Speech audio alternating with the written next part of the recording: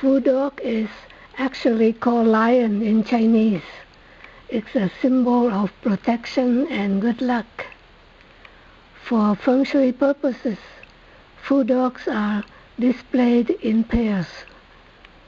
They usually follow two styles of symbolism.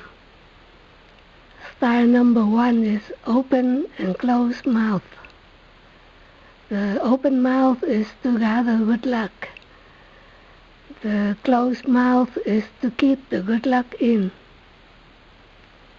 Correct placement is the open mouth facing out to a door or window to gather good luck, and the closed mouth facing inward to keep the good luck in. These are the fu dogs in my home. In outdoor settings, they are displayed facing each other. One gathers luck, the other keeps the luck in. Style number 2 is male and female.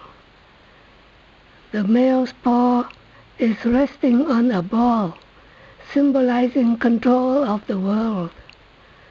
The female's paw is resting on her cup, symbolizing nurturing and harmony in the family.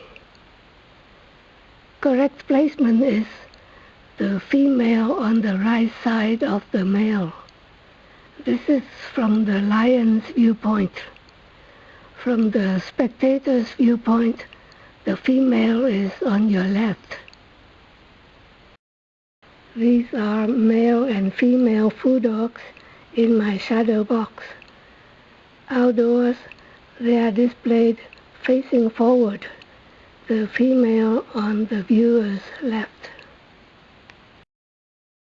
A lion dance brings luck and prosperity, warding off evil.